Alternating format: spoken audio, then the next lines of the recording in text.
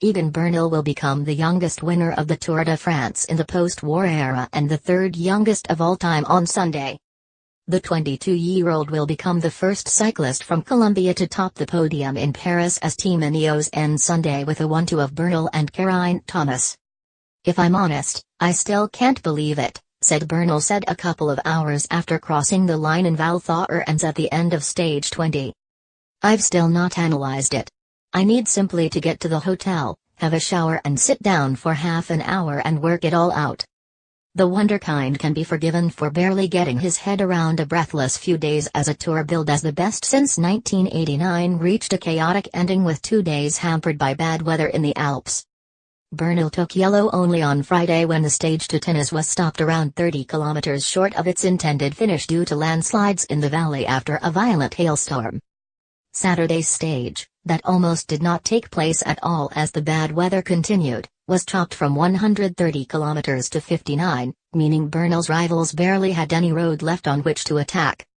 Instead, they focused on finally shuffling Julian Alaphilippe, one of the stars of this tour after an unexpected fortnight, off the podium, moving Thomas up to second, 71 seconds adrift of Bernal, and Jumbo-Visma's Steven Kruijswijk to third, a further 20 seconds in arrears.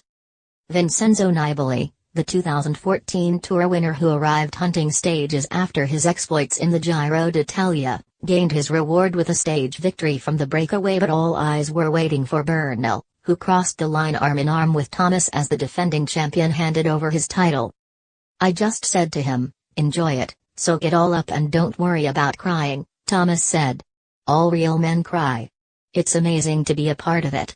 He's a phenomenal athlete, just 22. It's just an honor to have been a part of this." It was a bittersweet moment for Thomas, who admitted he had come to France determined to win but suffered a tour which was night and day compared to 12 months ago.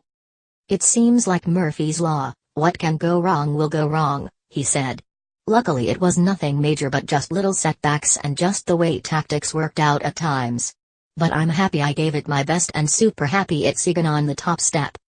This was arguably the weakest Team Ineos have looked in their long-running dominance of the race, and yet they emerged with their best result since Sir Bradley Wiggins and Chris Froome occupied the top 2 steps of the podium in 2012. They did not take the yellow jersey until Bernal's attack on the Col de l'Isère paid dividends on a weather-shortened stage 19, and the sight of their riders massed on the front of the peloton setting a pace designed to burn off their rivals has been rare. "We got a lot of flack for making it boring, so we thought we'd mix it up a bit and keep it exciting," Thomas joked. "And then just win it at the end. None of it will matter now to team principal Sir Dave Brailsford, whose investment in the precocious Bernal has paid off sooner than expected." The Colombian had been penciled in to lead the team at the Giro in May, but after a training crash ruled him out, he turned attention to the Tour, where he expected to be supporting Thomas and Froome. But after Froome's crash at the Critérium du Dauphiné and Thomas' spill at the Tour de Suisse, Bernal was elevated to co-leader status and has repaid the faith shown in him. Asked if he believed in fate, Bernal said, "The only thing I know is without falling in the Giro I wouldn't be in this position. After riding the Giro it would have been difficult to be here." Instead, he was in position to win a Tour which played to his strengths. Billed as the highest Tour in history with 3 summit finishes over 2,000 meters in altitude, and passes of the Galibier and the Isère, it was meat and drink to a rider born and raised 2,600 meters above sea level. "I think it was a bit of an advantage," Bernal said. "When we were high in the mountains I was feeling much better than in the first part of the climbs.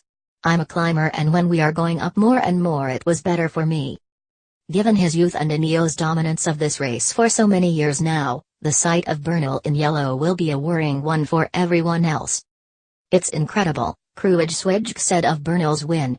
"He was a favorite, but at 22 it's really difficult to deal with this pressure. It wasn't a surprise that he would win a Grand Tour eventually, but that he did it already at his age is quite impressive. Hopefully it's not like this for the next 10 years or it will be boring for us."